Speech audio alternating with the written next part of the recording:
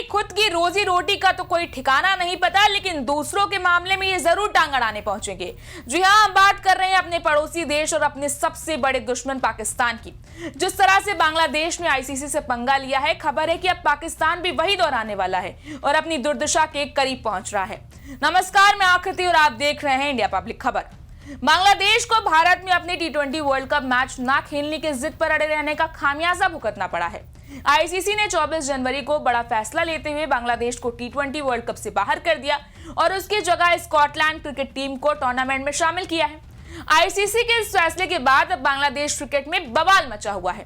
इश्तियाक सादिक ने टीम के टी20 world cup से बाहर होने के तुरंत बाद ही बांग्लादेश क्रिकेट बोर्ड के डायरेक्टर पद से इस्तीफा दे दिया। अब एक बड़ा खुलासा हुआ है कि बांग्लादेश क्रिकेट बोर्ड चाहता था कि उनकी टीम टी20 वर्ल्ड कप जरूर खेले, लेकिन बांग्लादेश सरकार के कहने पर उसने ऐसा किया।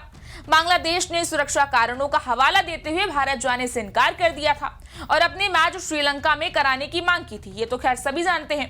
बांग्लादेश की इन सुरक्षा चिंताओं पर आईसीसी ने विचार भी किया था, लेकिन जांच के बाद पाया गया कि भारत में खेलने को लेकर कोई खतरा ही नहीं है। बावजूद इसके बीसीबी भारत में ना खेलने की जिद पर अड़ा रहा। बीसीबी ने फिर ग्रुप बदलने की मांग रख दी। हालांकि आईसीसी ने उसकी सभी मांगों को खारिज करते हुए कहा कि बांग्लादेश को अपने मुकाबले भारत में ही खेलने होंगे, नहीं तो उसे टूर्नामेंट से ही बाहर कर दिया जाएगा। और फिर आखिरकार 24 जनवरी को अपना अंतिम फैसला सुनाते हुए आईसीसी ने बांग्लादेश की जगह स्कॉटलैंड को टूर्नामेंट में शामिल कर लिया।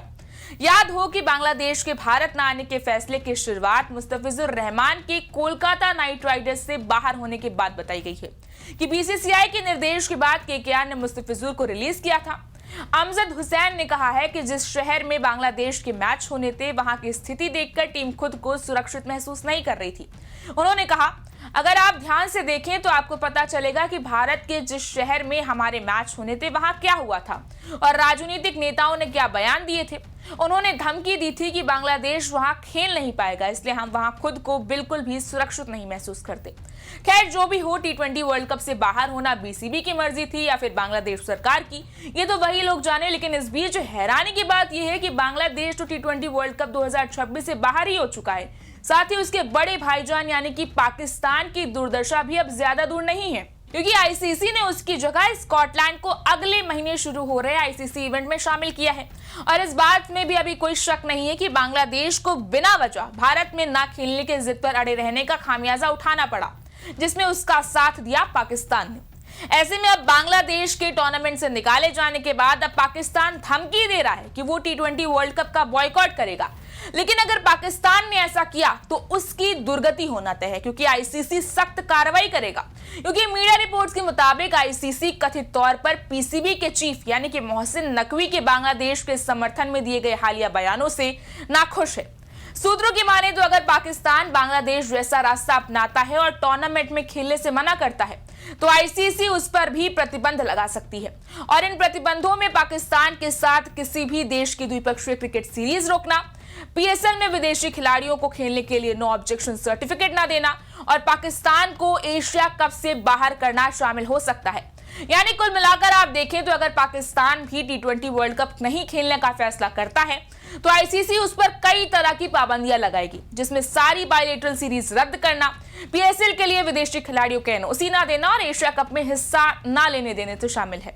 अब देखिए, ये तो साफ है कि अगर पाकिस्तान ने टी20 वर्ल्ड कप से हटने की हिमाकत भी की तो उसे भारी नुकसान झेलना पड़ेगा। ऐसे में अब ये पाकिस्तान को सोचना है कि उसे अपनी पहले से ही खस्ता हालत को सुधारना है या फिर बांग्लादेश की तरह ही दुर्दशा करानी है। आपको शायद याद हो कि पीसीबी अध्यक्ष मोहसिन नकवी ने पहले भी आईसीसी पर दोहरा मापदंड अपनाने का आरोप लगाया था। पीसीबी चीफ ने कहा था कि बांग्लादेश के साथ गलत व्यवहार किया जा रहा है। नकवी ने यह भी कहा कि वर्ल्ड कप में पाकिस्तान की भागीदारी का फैसला सरकार के सबसे ऊंचे स्तर पर होगा और यह फैसला प्रधानमंत्री शहबाज शरीफ के विदेश से लौटने के बाद लिया जाएगा।